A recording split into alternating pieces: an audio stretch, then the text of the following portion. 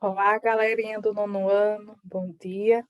Vamos lá dar continuidade aos nossos conteúdos referentes ao mês de fevereiro. E na aula de hoje, nós vamos continuar falando sobre o segundo reinado. O segundo reinado com Dom Pedro II. Na aula anterior, nós vimos como era que estava estruturada a política durante o Segundo Reinado. Vimos que tinha o poder moderador exercido pelo imperador Dom Pedro II e os dois partidos políticos, os principais, que eram liberais e conservadores. E que esses eles não diferenciavam, né? Eles tinham praticamente os mesmos ideais. Hoje nós vamos falar sobre a economia do Império. O principal produto produzido e que gerava muita riqueza no Segundo Império era o café. O café, né, ele era cultivado principalmente na região do Rio de Janeiro e São Paulo, pois era essa região que tinha o solo ideal para a produção do café. Era a região chamada do Vale do Paraíba. Com a plantação do café, o cultivo do café, a economia do Brasil ela melhorou, né? Ela começou a crescer, começou a mudar. A mão de obra utilizada nas lavouras de café era a mão de obra escrava africana, né?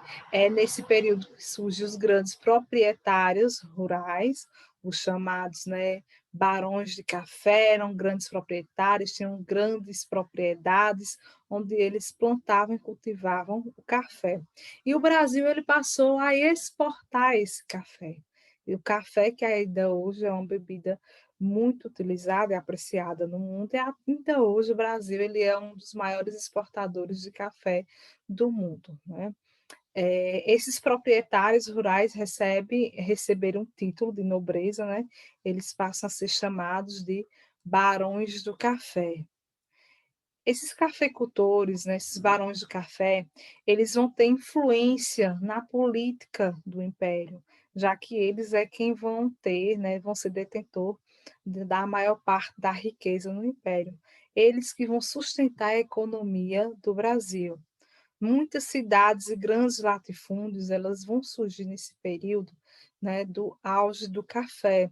Vão surgir também as ferrovias, né, as ferrovias, várias ferrovias, elas vão surgir, porque as ferrovias vai ser o principal meio para o transporte do café. E, inclusive, a ferrovia, tinha a ferrovia que ligava, né, Rio de Janeiro, São Paulo, e o principal porto para exportação do café era o Porto de Santos, né, e o de Rio de Janeiro, em especial o Porto de Santos. E o café é uma bebida que teve origem lá na Etiópia, na África, e acredita-se que as primeiras mudas de café entraram aqui no Brasil por Belém, lá no Pará, no ano de 1727. Mas não era somente o café que o Brasil, né, produzia. O Brasil não exportava somente o café. O Brasil tinha a produção para o mercado interno, né, tinha produtos que eram voltados para o mercado interno, como a criação de gado, cavalo, porco, tecidos, alimentos, farinha de mandioca e de milho, toucinho, carne salgada, e tinha os produtos que eram vendidos no interior, né, de Minas Gerais e no Rio de Janeiro. No Rio Grande do Sul, o principal produto produzido era a charque, que era utilizada para alimentar os escravizados. Aqui vocês veem uma casa produtora de charque no Rio Grande do Sul, né? Outra coisa também aqui, outra coisa também é que o café ele é o principal produto que vai ser exportado, mas também vão ter outros produtos que vai ser importante aqui. Por exemplo, na região nordeste, ali da Bahia, vai começar a surgir a cultura e o cultivo do cacau. Então, vão ter grandes fazendas produtoras de cacau, tá certo? Eh, o café, além de contribuir para o progresso do Brasil, né, contribuiu muito, né. O café ela trouxe uma modernização do império. Por quê? Por causa das construções de ferrovias que vai auxiliar no transporte, né, vai ter uma melhoria no transporte por causa do uso das ferrovias. Vai se criar, né, além do café também, criou-se a tarifa Alves Branco, que foi uma tarifa que aumentou impostos de produtos estrangeiros, né, os produtos estrangeiros passaram de 15% para até 60%, ou seja, houve uma proteção dos produtos brasileiros, né. Essa tarifa Alves Branco aumenta os impostos de produtos estrangeiros, então esses produtos estrangeiros acabam ficando mais caros para serem vendidos aqui. E também outro ponto que contribuiu para o progresso do Brasil foi a Lei Eusébio de Queiroz. A Lei Eusébio de Queiroz, que foi feita em 1850, ela proibia a vinda de africanos para o trabalho escravo no Brasil. Vejam, não proibia a escravidão, mas proibia a vinda de africanos para cá, para o Brasil, certo? O capital que era usado para comprar escravos e os lucros do café foram investidos em ferrovias. A primeira ferrovia do Brasil foi inaugurada em 1854 e 54 e ligava a Baía de Guanabara a Petrópolis, que era onde a família real descansava. A família real costumava muito sair do Rio de Janeiro e ir para Petrópolis, né? Petrópolis recebeu esse nome Petrópolis e é conhecida como Cidade de Pedro, porque Dom Pedro II gostava muito de ficar naquela região, ele e sua família. Em 1858 foi construída a Estrada de Ferro Dom Pedro II, que era uma estrada que servia para transportar café no Vale do Paraíba ao Rio de Janeiro. E foram feitas mais ferrovias, teve ferrovia em Pernambuco, em São Paulo, em Paulista, Mogiana, Sorocaba. E com isso o transporte ele foi ficando mais barato, né? Porque como foi construindo mais ferrovias, e daí foi ficando mais barato. E os lucros dos barões de café, eles aumentaram, ou seja, eles enriqueceram mais ainda. Com esse enriquecimento é onde vai chegar as primeiras indústrias no Brasil. Surgem as primeiras indústrias que vieram, né?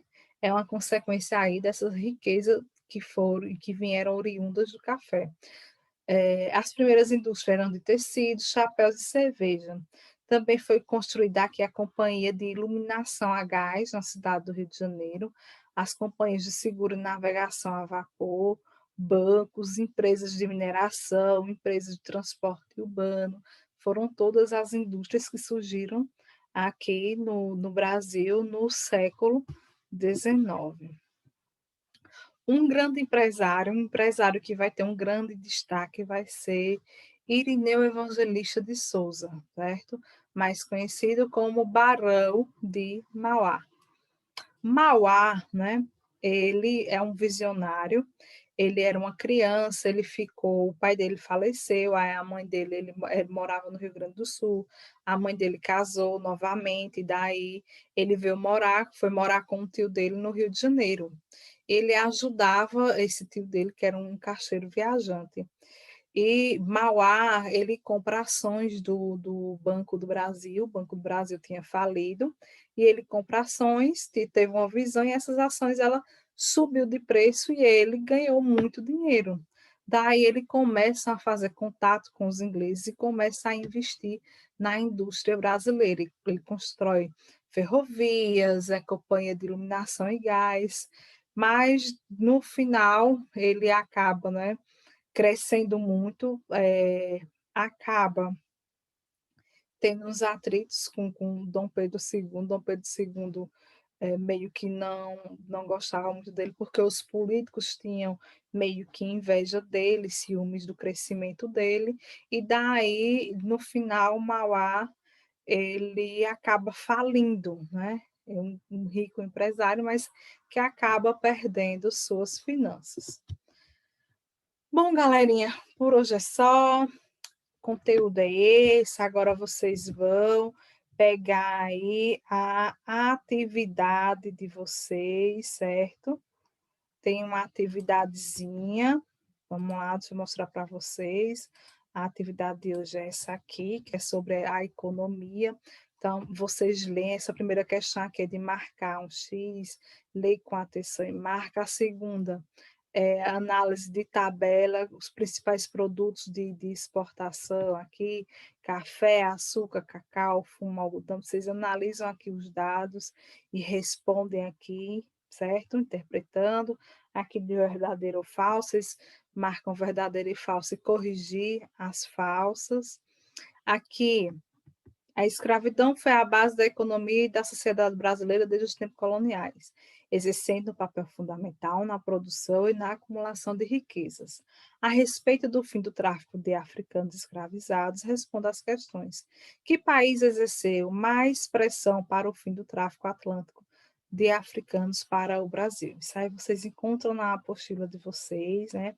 Mas o país que exerceu a maior pressão foi a Inglaterra. Por quê? A Inglaterra ela estava no auge, estava lá iniciando a sua Revolução Industrial. E ela, né, para ela, os países que mantinham a escravidão não era satisfatório. Por quê? Como era que a Inglaterra iria vender seus produtos se um grande mercado consumidor era de escravos, né? E eram pessoas que trabalhavam sem receber. Então, ela vai colocar muita pressão para que houvesse o fim da escravidão. Qual foi a medida tomada por esse país diante da recusa de Dom Pedro de renovar o acordo que previa a extinção do tráfico? Então, vocês encontram na apostila, certo? E a quinta questão, identificar a alternativa incorreta, então leia com atenção, marca na incorreta e corrige. E aqui sobre a Guerra do Paraguai, que eu vou estar explicando para vocês no próximo vídeo, tá bom? Tchau, tchau!